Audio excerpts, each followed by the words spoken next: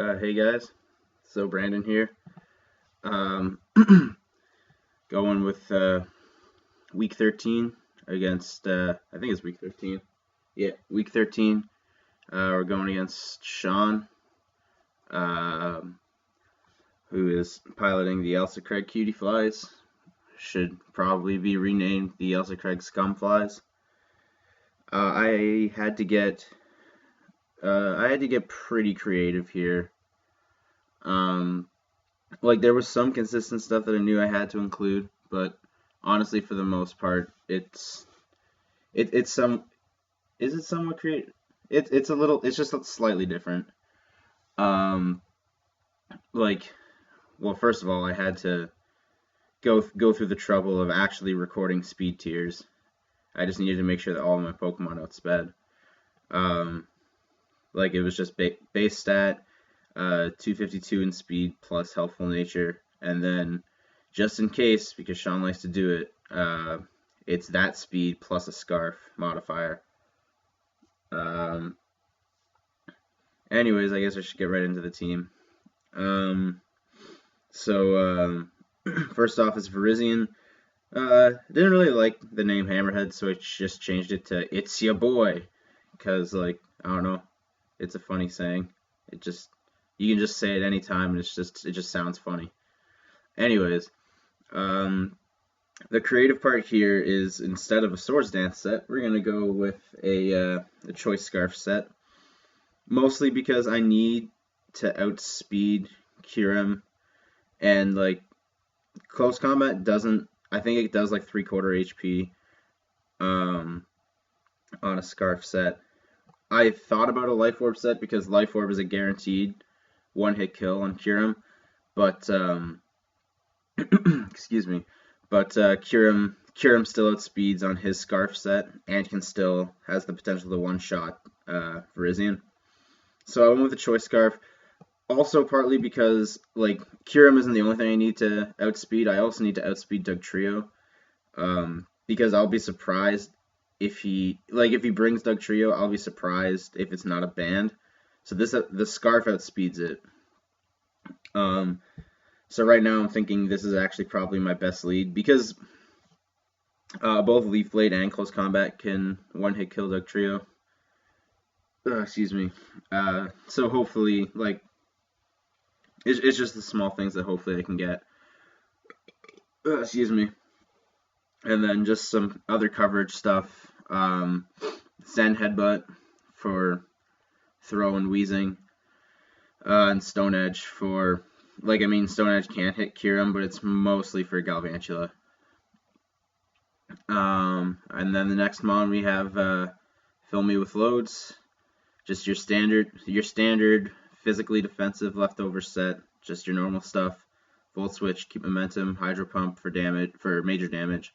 Will-O-Wisp for Burn, Protect, Scout for choice moves, potential recovery for leftovers, and a bit of stall with Will-O-Wisp.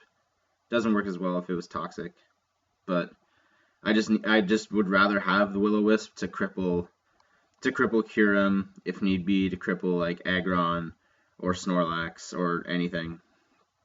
Lava Frog is making a comeback. Now this is where we got a little bit more creative. Obviously, Heatran would love to have leftovers, but in testing, a Shed Shell works better because I need this to kill more than one Mon, essentially. And if he does decide to, for whatever reason, like if I set up rocks and he switches out to Dugtrio, like in the same turn, I don't want to basically just have Heatran be rocks die. Like I would like to actually have him in here. It survives, like this version, it's like a bulky special sweeper. It survives an unboosted Manaphy Scald. So, well, it survives an unboosted in a Tail Glow set, I guess. So yeah, I guess that's an actually unboosted Scald. And again, like, just your normal stuff. Other than the Shed Shell, just your normal stuff that would be on Lava Frog. Just Flash Cannon, Lava Plume, Earth Power, best stabs and coverage.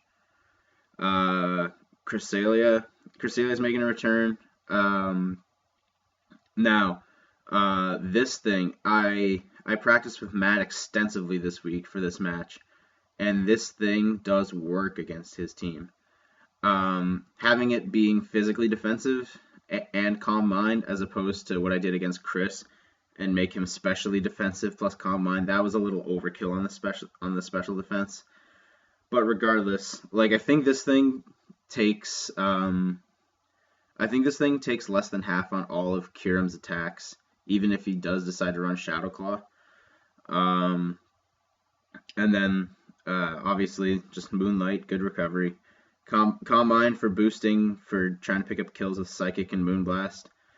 Fun fact, I think an unboosted Moonblast 2 shots at Kyurem.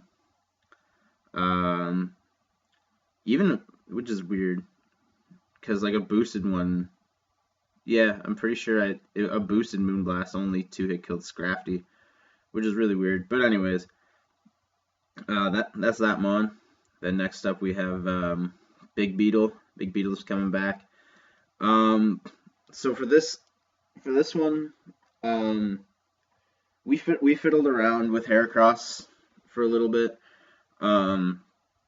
We thought of trying a Choice Scarf set with like standard Heracross instead and giving him Moxie, but the issue came up with if like Kyurem still outspeeds it on his Scarf set and can still potentially one-hit kill like the normal Heracross. This time I'm using a substitute set again. For pretty much the same reasons as like basically because of Dugtrio, essentially. Like I don't want, like if I have a sub, like killing a Mon of his while I still have a sub up ensures that Dugtrio can't come in and just kill this. Then I at least have another turn. Plus it takes at least 2 Scalds from Alamamla to break the sub. So that's nice. That's actually another issue. I decided to go with, so obviously Close Combat Pin Missile for stabs. I decided to go with Rock Blast. We thought, like, Bullet Seed was definitely an option because he has Amistar, Alamamla, and Manaphy. And, I mean, to an extent, Dugtrio, but that's whatever. However, with oh god, I can't think. With Bullet Seed, this thing just gets walled by Weezing. Like, he can't really touch Weezing all that well unless he has Rock Blast. Then he does, I think, about 2/3 before leftovers, which I'm fine with 2-shotting it if he's going to run the physically defensive set.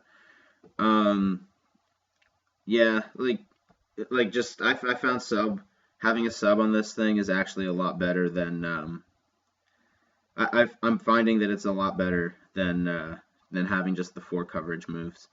As much as I really do miss the coverage of Bullet Seed, just having a sub on it is better, essentially. And the last Mon we have is Nidoqueen. Again, decided to change up the name to my Anaconda Don't. Essentially, it's close to the same set that we saw against Chris last week. I think my set against Chris might have been physically defensive. I honestly don't remember. But I'm specially defensive this time. Why? I don't really know. I might change it. Oh, no, there is a specific reason. This thing is meant for Clefable. The only thing is, it's weird. His water types are special attackers, but other than that, only, in general, only Clefable is the other special attacker. So you would think this thing would be physically defensive, but it's meant for Clefable, so we're going to leave it that way. When I practiced against Matt, Toxic Spikes did an insane amount of work against his team. Even just having 1 layer is pretty optimal. Because, yeah, Toxic is in generally better. But, on my team, when I want to, switch him out and then pick up the kill right away. Or, if I want to switch Nidoqueen out and pick up a kill right away with, say, Big Beetle or Heatran. just having the one layer out is fine because then it just does 12%, like on the first turn, right away. In 2 turns, normal poison does more damage than toxic poison would. It's actually, and on the third turn they actually tie. It's only past that they do that toxic poison does more damage than normal poison.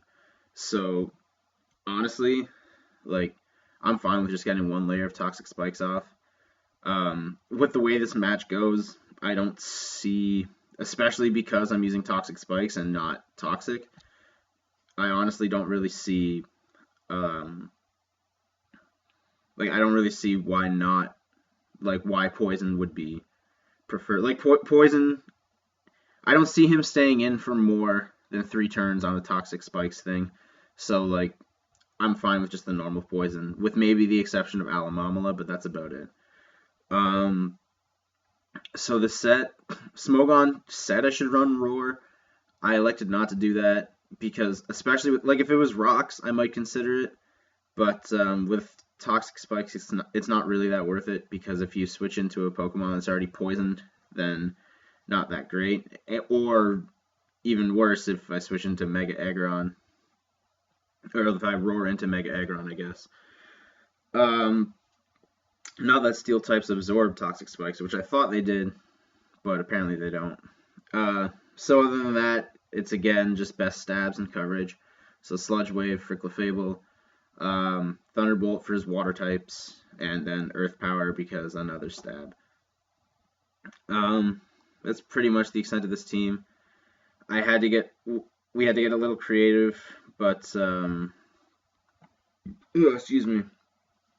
But honestly, I think we should be fine. This team did actually pretty okay against, when I practiced with Matt.